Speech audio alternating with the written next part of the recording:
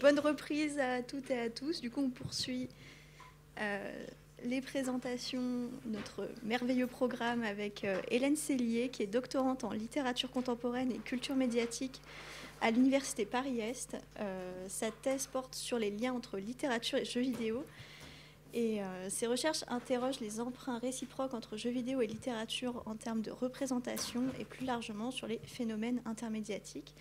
Et sa conférence du jour s'intitule « Jeux vidéo et littérature, trouver un langage commun dans le visual novel ». Bonjour à tous. Oui, aujourd'hui, j'ai décidé, pour essayer avec vous de comprendre ce que c'était que le langage des jeux vidéo, de m'interroger sur un objet qui est de l'ordre de la marge dans la culture vidéoludique, c'est-à-dire le visual novel. Pour essayer de donner une définition un petit peu simple, c'est un récit numérique que l'utilisateur découvre à travers des dialogues avec des personnages qui sont représentés sous forme graphique. La plupart du temps, le récit est interactif et demande à l'utilisateur de faire des choix, mais ce n'est pas toujours le cas. Et cet objet, on le qualifie de genre vidéoludique. Alors, pour vous donner un exemple de ce discours, j'ai mis la définition la plus récente de Wikipédia. Mais si on prend la définition qu'offre Kotaro Ushikoshi, qui est le créateur d'un visual novel qui s'appelle Virtuous Last Reward, si on prend sa définition qu'il donne à la GDC en 2013, on retrouve la définition du visual novel comme un genre vidéoludique.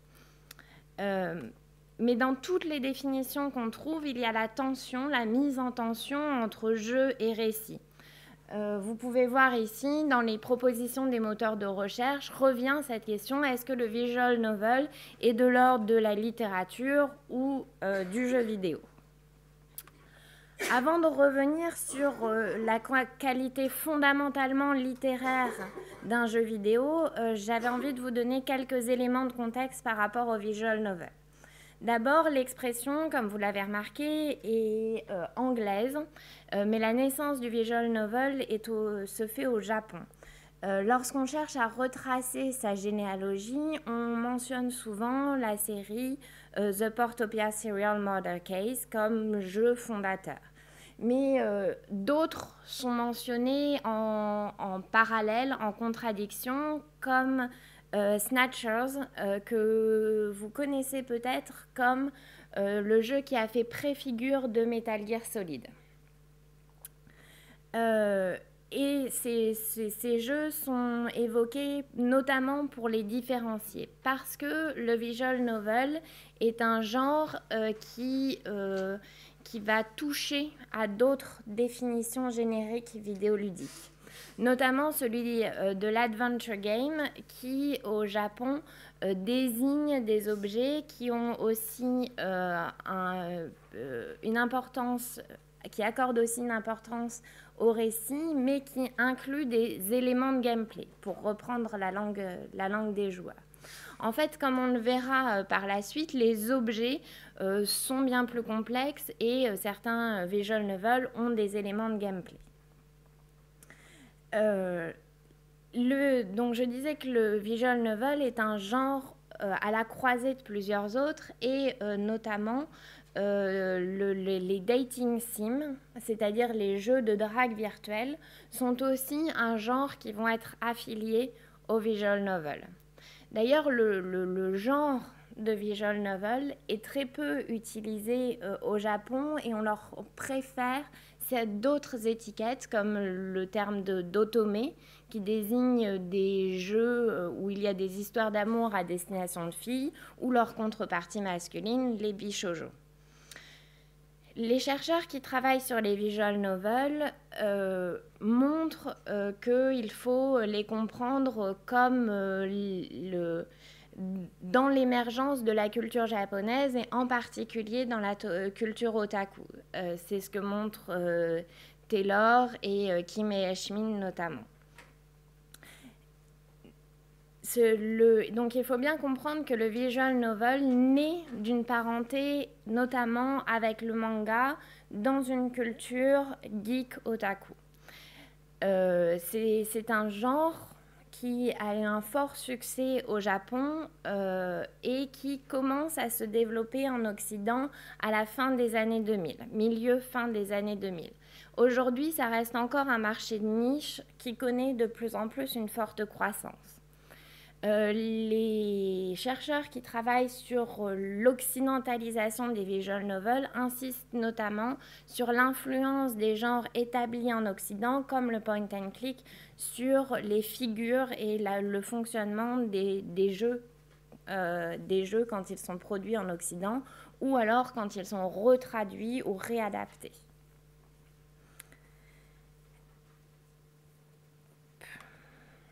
Alors, et donc c'est cet ensemble culturel complexe, puisque à la croisée de différentes cultures et de différents genres, qui m'a inspiré l'hypothèse de départ de cette communication, c'est-à-dire que le visual novel est une culture médiatique. C'est mon hypothèse, c'est-à-dire qu'elle serait émergente, nouvelle, à la croisée entre culture littéraire et culture vidéoludique. Alors, pour étudier l'émergence de cette nouvelle culture, on pourrait réaliser une étude des discours et des pratiques pour vérifier la pertinence de cette idée. Mais j'ai décidé de m'intéresser aujourd'hui à la structure des œuvres, au langage. En fait, si on reprend la définition de Marie-Laure Ryan du média, un média, c'est une culture, un support et un système sémiotique. C'est le système sémiotique que je vais étudier aujourd'hui. Donc, je vais étudier la manière dont certaines conventions littéraires et certaines conventions vidéoludiques s'inscrivent dans des visual novels. Par convention, j'entends le fait que ce sont des figures et des phénomènes qui ont tendance à prendre place dans des œuvres littéraires et dans des œuvres vidéoludiques, sans dire que ça leur est absolument propre. Cela veut dire que j'utilise la conception d'Éric Maigret de médias comme pôle d'attraction et que pour moi, un genre ne peut pas être absolument classifié. Je fais ici référence à la théorie de Jean-Marie Schaeffer. Alors, j'ai travaillé sur un corpus de 7 œuvres. Mais avant de vous présenter ce corpus, par honnêteté intellectuelle, il faut que je vous dise que mon hypothèse vient d'un travail qui s'apparente à la recherche-création, en fait, sur un automé. Et donc, c'est ma propre pratique créatrice qui a nourri et alimenté. Et en fait, je vais maintenant l'étayer, la concrétiser par d'autres exemples dans l'industrie vidéoludique. Alors, pour sélectionner mon corpus, j'ai fait attention que les jeux soient présentés ou reçus comme visual novel et pas sous une autre étiquette générique. J'ai choisi aussi les jeux pour qu'ils soient créés au Japon, mais édités en Occident, ou alors créés par des studios occidentaux, parce que de plus en plus, c'est un genre émergent en Occident. J'ai fait attention aussi à diversifier les genres, non seulement les histoires d'amour comme les otome ou les bishoujo, mais aussi des enquêtes policières ou de la science-fiction. Alors, très rapidement, ce corpus se compose de Hateful Boyfriend, qui est en fait un jeu, une parodie en fait de jeu d'amour dans lequel on doit entrer dans une relation amoureuse avec un pigeon. Ça, c'est la première partie du jeu. Et la deuxième partie du jeu devient beaucoup plus complexe avec une histoire mystérieuse et horrifique. Alors, le deuxième jeu est beaucoup plus classique. Il vient d'un studio japonais qui est connu pour créer des visual novels et qui est solide dans ce genre-là et qui s'appelle Virtue's Last Reward. Pour vous donner un bref aperçu de l'intrigue, des personnes sont enfermées dans un jeu mortel, un peu à la Hunger Games, si vous voulez, très rapidement. Le troisième est créé par une autrice nord-américaine qui est reconnue, notamment parce qu'elle aborde les problématiques queer dans ses œuvres. Et ce jeu, Analog Hate Story, est la suite de plusieurs œuvres qui l'ont amené à construire son style, en fait. Cinders est lui créé par un studio polonais qui cherche à créer un visual novel radicalement différent. Vous le voyez déjà dans le visuel, mais aussi dans l'histoire, puisqu'il s'agit d'une réécriture de Cendrillon. Clannad, lui, est beaucoup plus traditionnel, puisqu'il s'agit d'un bishoujo japonais qui a été d'abord édité au Japon et ensuite qui a été traduit en Occident beaucoup plus tard. Donc, on est dans un contexte de lycée, en fait, où un protagoniste masculin doit développer une histoire amoureuse. Valhalla est un jeu d'un studio indépendant vénézuélien qui a eu un succès médiatique important et c'est pour ça qu'il est au corpus. C'est un visual novel, mais les choix et l'interaction ne passent pas par des choix de dialogue, mais par des boissons que vous faites comme serveur dans un bar et que vous servez ensuite et qui influencent les réactions des consommateurs que vous devez satisfaire. Et le dernier, que je ne pouvais pas éclipser par sa renommée médiatique actuelle, il s'agit de Doki Doki Literature Club, qui se présente au début comme une histoire d'amour, voilà, un bishoujo classique, et qui se transforme en récit d'horreur. Alors, tous ces jeux vont me permettre de distinguer plusieurs éléments de langage du visual novel. Je vais distinguer des conventions littéraires et vidéoludiques et puisqu'il est impossible de prétendre être exhaustive, j'ai décidé de prendre quelques exemples au sein de plusieurs genres plutôt qu'un seul. Dans la littérature, je montrerai que certains fonctionnements spécifiques dans ces visual novels sont proches du théâtre, du roman et de la poésie. Mais avant tout, il faut rappeler que le visual novel est d'abord une expérience de lecture. C'est-à-dire que, certes, il y a des images, mais les images sont fixes et peu nombreuses, notamment pour des raisons de coût de production, par rapport à un texte qui est large et important et divers. Pour vous donner une idée, c'est souvent un visual novel est souvent beaucoup plus grand qu'un roman de 400 pages. Un cas particulier permet de voir cette attirance du texte, en fait. C'est quand, dans l'intrigue, il y a un moment clé, un passage important, une tension narrative, dirait Baroni. Dans ce cas-là, l'image s'éclipse et le texte devient le seul élément à l'écran. Alors, parfois, il va recouvrir tout l'écran, comme dans un Hateful Boyfriend, dans Virtue's Last Reround. Parfois, il reste dans la boîte de dialogue. Et donc, le fait que l'image soit éclipsée au moment où il y ait de la tension narrative montre bien cette importance du texte et de la lecture dans le visual novel. Alors, c'est proche du théâtre parce que déjà sur tous les fonds, vous avez un décor fixe, comme au théâtre, et parce que les expressions sont exagérées. Les expressions sont exagérées dans les productions japonaises parce que le but est de créer un attachement au personnage, ce qu'on va appeler au Japon moe, désolée pour mon accent, je ne parle pas japonais. Donc un attachement au personnage. Dans les autres productions, on va reprendre ce code d'une expression importante du visage pour satisfaire un besoin narratif précis. Par exemple, dans Doki Doki Literature Club, vous avez des yeux dessinés de façon réaliste sur un visage pour accentuer l'effet d'horreur, d'étrangeté.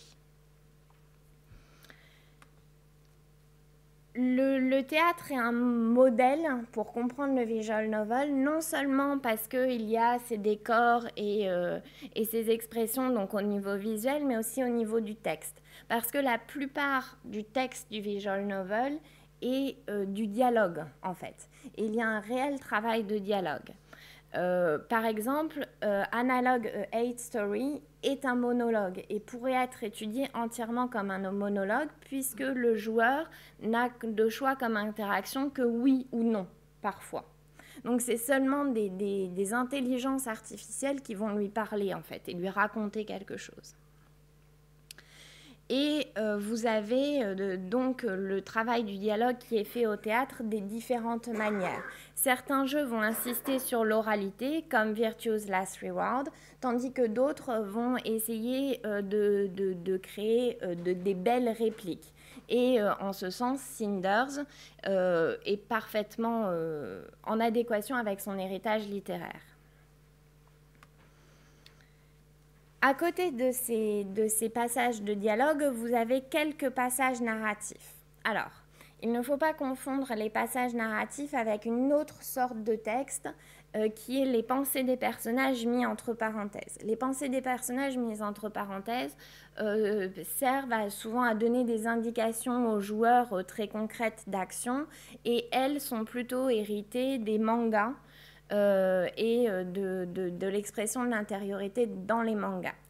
Au contraire, vous avez aussi des passages narratifs qui vont décrire les actions selon le point de vue du personnage et décrire ses sentiments, comme le ferait un roman. Et ces passages narratifs peuvent simplement rester dans le cadre de la boîte de dialogue ou au contraire s'étendre sur toute l'image et devenir récit à part entière presque. Donc on a vu le théâtre, le roman, de la poésie. En fait, le visual novel reprend l'art de la segmentation. C'est-à-dire qu'on pourrait dire que le temps long de la lecture correspond à celui d'un roman. Cependant, la grande différence avec lire un roman, c'est que le texte est segmenté par le nombre de caractères que vous pouvez mettre dans la petite boîte. Donc, dès l'écriture, en fait, on doit prendre en compte cette contrainte technique, en fait, ou cette contrainte de support pour faire un texte adapté. Donc, vous avez ici, dans Virtue's Last Reward, la création d'un effet de curiosité où, entre la première capture d'écran et la deuxième capture d'écran, la segmentation sert à créer le suspense, en fait. Et la même chose exactement est utilisée dans Analog A Hate Story. En fait, dans la première capture d'écran, le joueur pense qu'on va répondre à une question, d'autant plus qu'il y a interactivité, une des rares fois où il y a interactivité. Dans la deuxième, on retarde le moment de réponse pour mieux délayer encore cette réponse dans la troisième, puisque le joueur n'aura pas la réponse. Le jeu refuse de lui donner à ce moment-là. Donc, c'est de la poésie, en fait, on retrouve dans Virtue's Last Reward cette segmentation, cette métrique, en fait, de la ligne. Et il faudrait noter aussi que le visual novel porte une attention particulière à la fonction poétique du langage. Dans Virtue's Last Reward, vous avez vu, il y a un personnage de lapin et les jeux de mots avec le lapin sont multiples dans le jeu et à certains moments, les personnages deviennent poètes en faisant des rimes sans même s'en rendre compte et sans que ce soit mentionné par les autres personnages. Ici, vous avez Batman, Spider-Man, etc. Et de la même manière, dans Cinders, vous avez un travail de construction de la phrase plutôt que cette fois-ci de rime. Par exemple, en utilisant tout le temps des rythmes binaires pour certains personnages qui réfèrent à la fonction poétique du langage. Alors, si les visual novels sont de l'ordre de la littérature pour beaucoup de choses.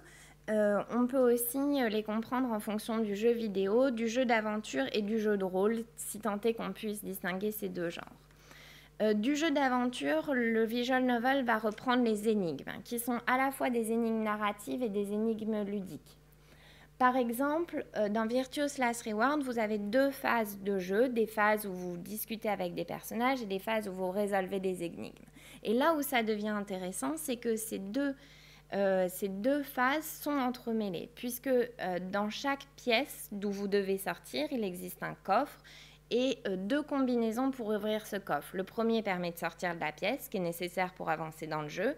Le deuxième permet de débloquer un document où il y a des informations narratives. Donc les 2 systèmes, les énigmes narratives et ludiques, fonctionnent dans un seul et même système. Ces énigmes, on pourrait montrer la même chose pour Valhalla et pour Analog 8 Story. Donc, du jeu d'aventure, le visual novel reprend les énigmes, mais il reprend aussi l'histoire à embranchement. C'est-à-dire que, pour vous donner un exemple précis, dans Clannad, dans la route de Sagara Misae, vous avez 10 choix, et 24 choix, et 10 de ces choix créent une divergence. Dans certains jeux, en particulier Virtuous Last Reward, le flowchart est accessible aux joueurs pour qu'ils puissent savoir où il en est dans son histoire et dans ses choix, et pour qu'ils puissent explorer en fait le reste des possibilités. L'exploration du reste de ces possibilités peut être rapprochée de ce que Azuma décrit comme un fonctionnement de la culture otaku, la collection. Cependant, c'est aussi un jeu de collectionner qu'on retrouve dans la culture vidéoludique, de collectionner et d'essayer de trouver les mystères du jeu, de collectionner les Easter eggs. C'est d'ailleurs ce que Fanny Barnabé montre à propos de Doki Doki Literature Club. Elle montre que dans le jeu, que l'interaction du jeu est limitée et que pourtant le jeu passe dans le paratexte, en fait, dans la recherche des Easter eggs et des marques d'horreur qui sont cachées un petit peu partout dans le jeu. Donc vous avez vraiment un jeu dans le jeu et le temps long dont je parlais peut être assimilé au roman, mais aussi à certains genres comme le jeu de rôle qui se passe sur de nombreuses heures, et notamment parce qu'il y a une rejouabilité du visual novel, puisque quand vous avez collectionné plusieurs embranchements, ensuite, souvent, se débloque un dernier, un final, une nouvelle histoire, en fait. C'est le cas pour Doki Doki Literature Club, pour Clannad, pour Hatoful Boyfriend, où vous faites plusieurs embranchements et ensuite se débloque le jeu. Du RPG, le visual novel va reprendre l'organisation du monde en base de données, des documents qui vont expliquer le monde fictionnel et le fait que l'avatar va être inscrit dans un système numérique.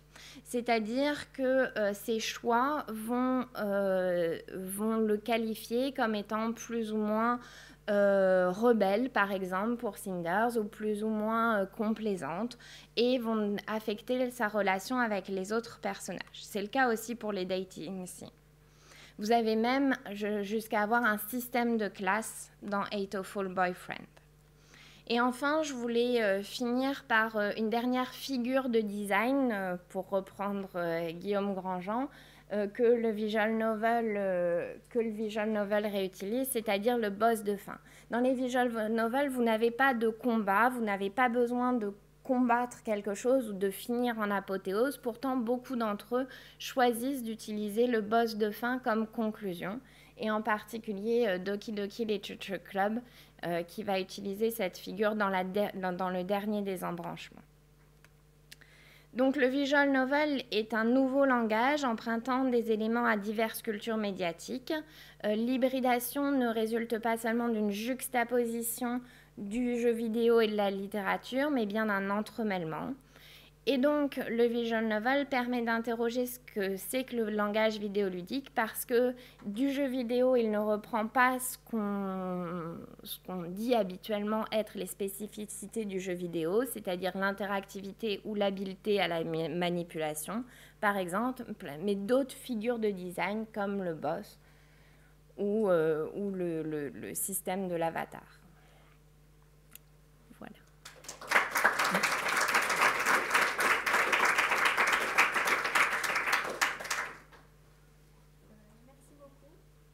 Merci beaucoup. Est-ce que quelqu'un a des questions? Non,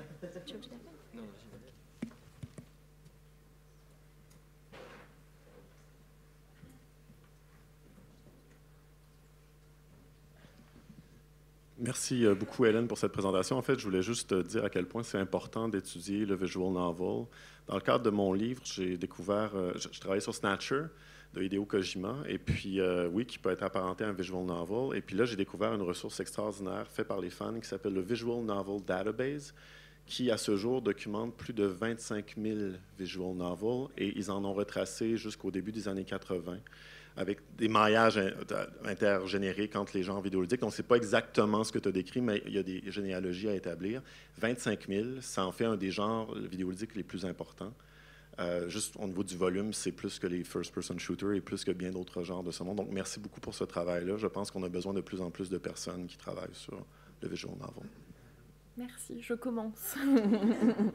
25 000, il y a de la job. Je passe à Fanny. Ok, super. Merci beaucoup aussi pour cette présentation. Je rejoins Karl par rapport à ces remarques. Je pense que c'est effectivement très important de travailler sur ces corpus.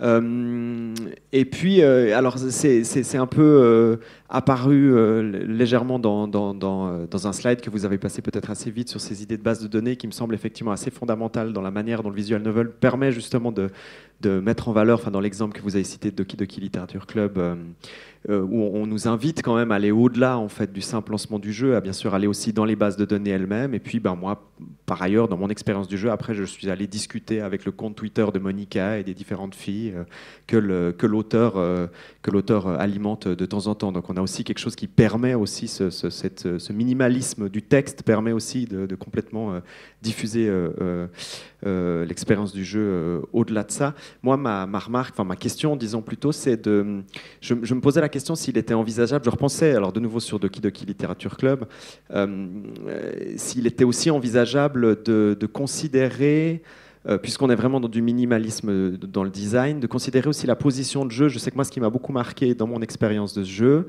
c'est le moment où j'allais appuyer sur la barre d'espace sur mon ordinateur, qui sonnait presque comme un glas, hein, vous l'avez dit, vous avez révélé un peu ce twist, où effectivement on a un moment où on tombe vraiment dans l'horrifique, où fondamentalement je sentais une crispation à chaque fois que je devais frapper sur cette touche, et je me disais que je pensais qu'en fait, par exemple, la transition d'un jeu comme Hatoful Boyfriend, qui a aussi ce genre de mouvement générique, permet fondamentalement plus vraiment ça, où je me disais, est-ce qu'il y a quand même une perte si on est sur une manette PS4, ou si là, à ce moment-là, on doit appuyer sur un bouton X, on est dans une autre position de jeu et autres.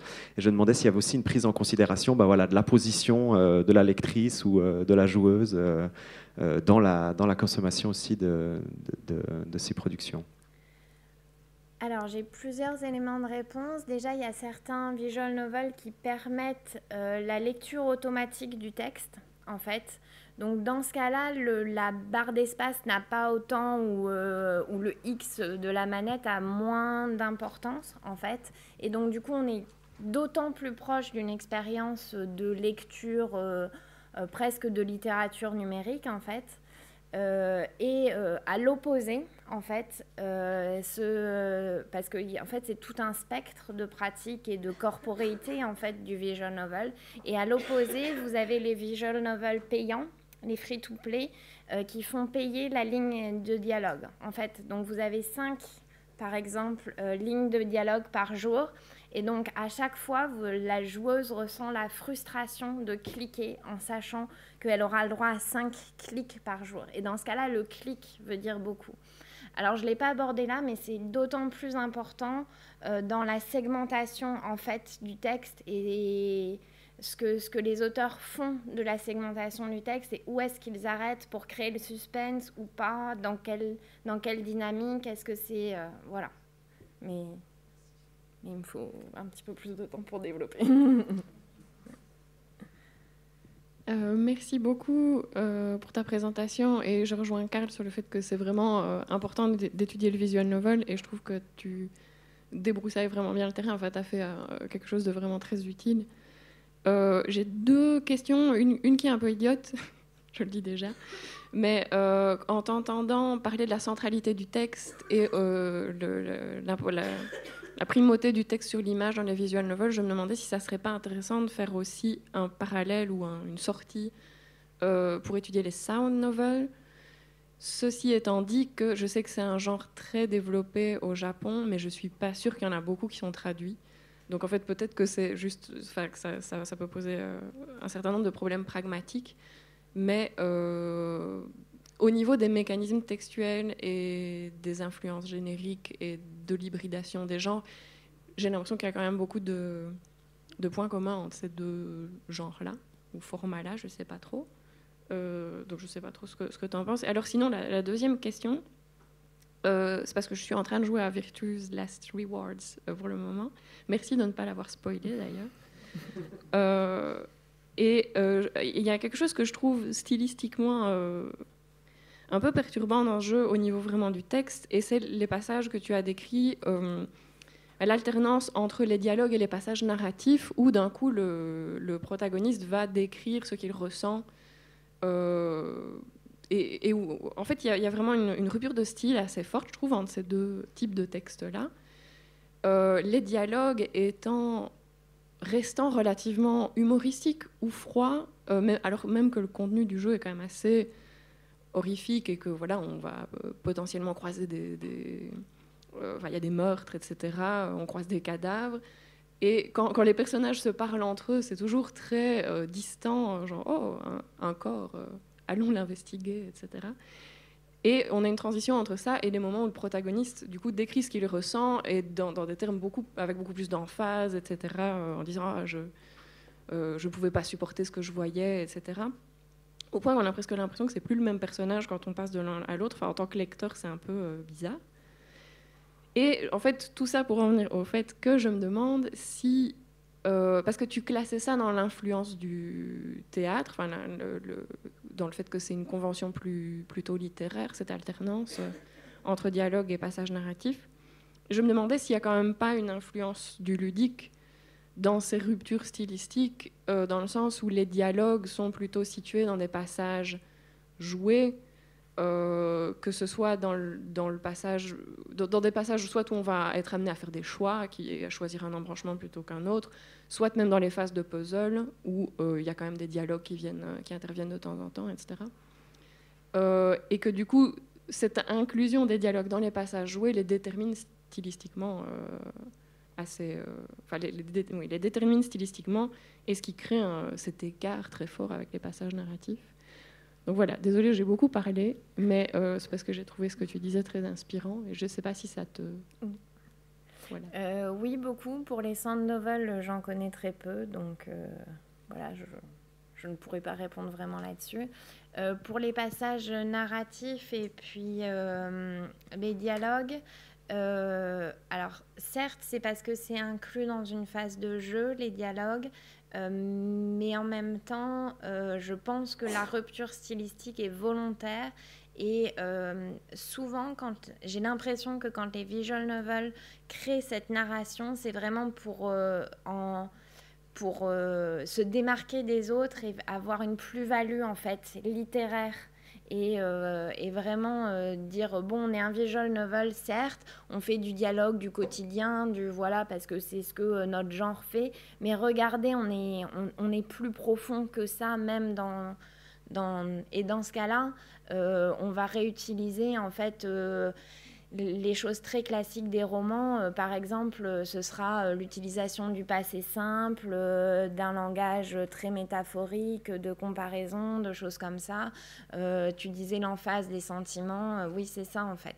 Et je pense qu'il y a une volonté de rupture, mais que c'est aussi un élément marketing pour se différencier de